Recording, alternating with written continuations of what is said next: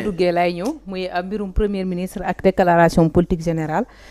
yow en tant que koo xamante ne droit am na loo ci xam ndax yaa ngi ci cabinet maître tey looñ ci mën a wax tey lu waral Sonko toog ne du dem alors que dafa war a mën a dem parce que Amadou Ba buñ ko fi teg c'était les mêmes conditions pourtant demoon na ba ñu teg ko mesure de notion de censure jàllul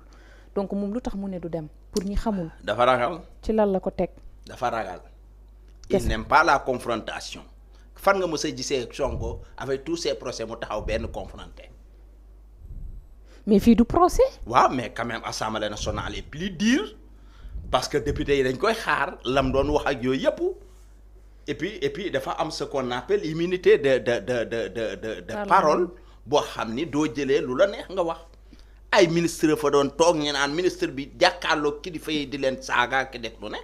mais au moins ñi sont des gens civilisés le groupe de Abdou Mbow mais bi ma déggee le porte-parole du gouvernement waxoon naa ko fi muy dànkaafu depuis plus de 3 mois discours boobu ñu ngi soog a ñëw au pouvoir discours de politique générale du président de la République pour di premier ministre pour wan ni non bis bu ñun yeggaguñ foofu mais aujourd'hui ça fait l'occasion d'exprimer son projet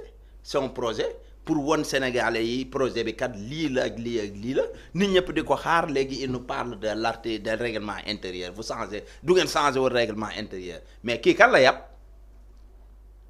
règlement intérieur l'Assemblée nationale une loi constitutionnelle loi boo xam ni moom moo ne ci kaw lépp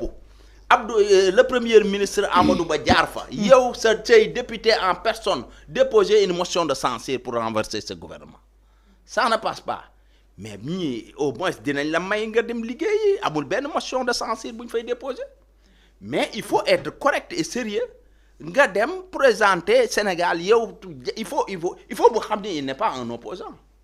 opposition nañ doon xaar muy dugg ci ay détails pour indi des problèmes dans ce pays mais en tant que premier ministre du Sénégal ñi xaaruñu woon ni dafay ñëw di ñu parler des règlements intérieurs damay dem université tenir fa xaw ma lan parce que Malason xaw ma ñëw na fa mu dem université mais quand même les députés sont élus qui sont des représentants du peuple dañ leen a fal comme ni ñu falee président de la République députés yi dañu am pouvoir boobu pour contrôler l'action gouvernementale l'action du gouvernement mais munoo jël yow gouverneur loolu nga xam ni ñoo pouvoir exécutif yooyu nga xam ni yow yaa ko war a sécuriser vous êtes les garants de la constitution de ce pays et puis munuñ concevoir yéen ngeen bëgg a violer la constitution de ce pays comme disait l'autre donc il nous parle de règlement intérieur quel règlement intérieur le Sénégal attend discours politique général du premier ministre fan nañ jëmale réew mi loolu kay moom moo ci waroon a njëkk a gaaw mi nga xam ne am na projet depuis plus de 2 ans pour wax ak Sénégalais projet bi fan la tolloog nan lay wax ak nan lay doxalee mais aujourd'hui il nous parle damay dem ay représentants xaw ma lan mais sama waay ndax lan parce que quelqu'un qui n'aime pas la confrontation ça ne s'est jamais vu. confrontation mooy am foofu. mais certainement. Ouais. Parce que ce sont des députés qui sont tellement expérimentés. Ne sont pas des députés ay xuj dabu yi saaga kii dabu ay micro ak a jël kees yi assemblée yi di leen jaay doole ay députés sont des vrais députés. maanaam des vrais hommes d'État. Cela veut dire que doo fa taxawee et puis la plénière est publique ñëpp dañuy suivre Sénégal. non ku ñemewul doo fa dem la plénière est publique àdduna bi yëpp a koy seetaan. et c'est tous ces députés 165 députés. yëpp ku ci nekk am na. ku nekk da ngay am droit de parole. di wax des questions préalables subsidiaires amendement lépp mais nag moom réplique yooyu yëpp am nañ ci droit mais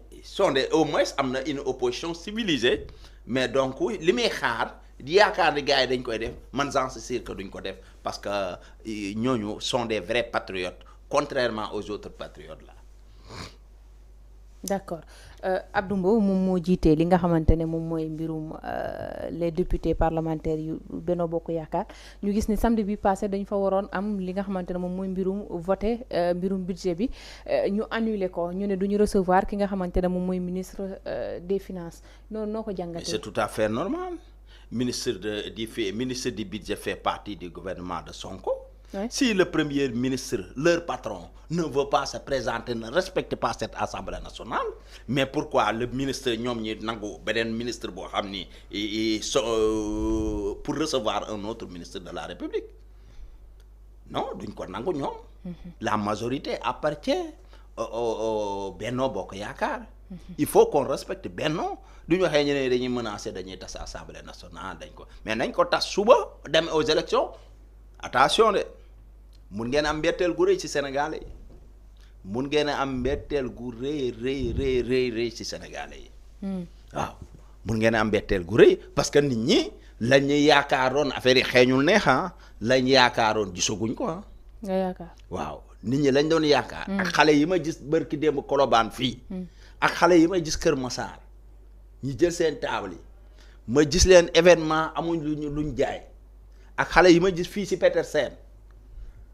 sama waay di nuyu waale de passage sama xarit ba sonn na lool ci Sonko El Hadj Thierno tey vraiment place am ba nekkatu fa mais ndogal la muñal parce que foogoon ngeen ni projet bi du ñëwee vraiment dina gën a naat gën a loolu. mais peut-être projet ba ci yoon bi. waaw septembre on attend le premier ministre. pour déclaration de politique générale. d'accord sànq dugg nga ci mbirum tas li nga xamante ne moom mooy assemblée nationale président am na sañ-sañ bi te mën na ko def. non mën na ko parce que dañ ne du dee d'accorduñ. am na droit. jël tas assemblée nationale bi dans les délais de 2 ou de 3 mois. donc dans ce cas pour organiser des nouvelles élections législatives yu bees mais attention il y a des risques. Et puis parce que la majorité appartient au groupe Benno Bokk Yaakaar. Cela veut dire que dafa am ay bases articles yoo xam ne ci lay fondé wu le président de la République pour dissoudre l'Assemblée nationale mais majorité boobu tey duñ voter la majorité tey te aussi am nañ ay soutien de l'autre côté. tey duñ voter pour annuler ces articles pour dissoudre l'Assemblée nationale mais le président de la République dootul amati doole pour mën a dissoudre assemblée bi kon dans ce cas aussi assemblée bi dafay dem ba mandaayam jeex tàkk. day dem ba mandaayam jeex. te duñu fa am majorité ah si parce que ñoom amuñ majorité ñu voter leen dara loo xam ne ça leur arrange. du dee nag loolu dugaluñu ko. opposition bi dugaluñu pour supprimer ces articles donc dans ce cas le président de la République duñ boycotter assemblée nationale bi bloquer le système ni muy doxee moom am na droit dissoudre assemblée nationale bi pour avoir la majorité pour liggéey mais Sénégalais yëpp ngi suivre du ay soxor du dara cela veut dire il y a un premier ministre exceptionnel qui bu ñu woo pour mu présenter comme à l'accoutumée comme tous les premiers ministres bu fi jógee barki démb da ñoom ñu déposer motion de censure à Amadou Ba mais sur les mêmes textes ñoom ñu déposer fa motion de censure mais aujourd'hui au pouvoir ce premier ministre exceptionnel ne veut pas se présenter devant les députés il nous parle d'un règlement intérieur or que y a les lois qui ont régi yi nga xam ni ñoom ñoo régir texte yi foofu pour wane ni le premier ministre doit faire sa déclaration de politique générale même du dee constitution bi dañ ko changer d'une part moi je ne suis pas d'accord parce que le règlement intérieur mënut a supérieur aux lois règlement intérieur bi tant que waxuñ fi du changer donc dafay am jurisprudence boobu day continuer sur li nga xam ni sont des non-dits en droit cela veut dire la fa nekkul woon kon la fa nekkoon nañuy appliquer ba léegi donc dans ce cas le premier ministre doit faire sa déclaration de politique générale sur les mêmes textes de loi. D'accord ci mbirum déclaration boobu léegi sénégalais di xaar li nga xam ne moom mooy déclaration de patrimoine diggante président de la République ak premier ministre am nañ 90 jours au pouvoir te defaguñ ko. waaw mais loolu. Je crois que ñoom qui sont les garants de la Constitution il faut que le président de la République son excellence Diomaye xam ni il est le président de la République de tous les Sénégalais il est le garant de la Constitution il doit respecter les règles donc moom du dee dafa am dafa boobu ba tey deful sa déclaration de politique générale c'est de violer la constitution de ce pays déclaration patrimoine. Voilà, la déclaration patrimoine c'est maa ngi wax déclaration politique générale comme l'autre là mais ñoom constitution bi kon ñi ngi koy bëgg a jalgati parce que du dee moom ñoom deful déclaration de politique générale déclaration de patrimoine son premier ministre aussi ne moo ne du ma def déclaration de politique générale mais nous sommes dans quel pays mais ban état ne nekk te ñoom bi ñu doon xeex na ñi ngi jalgati constitution de ce pays mais Macky Sall a tout fait pour respecter les textes, lois et règlements de ce pays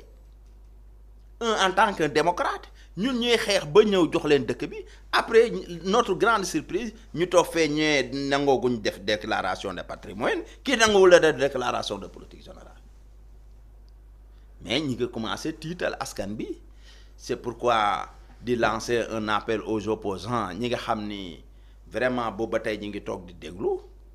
l'heure est grave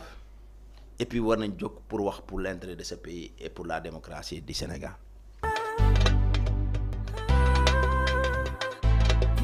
VIP people.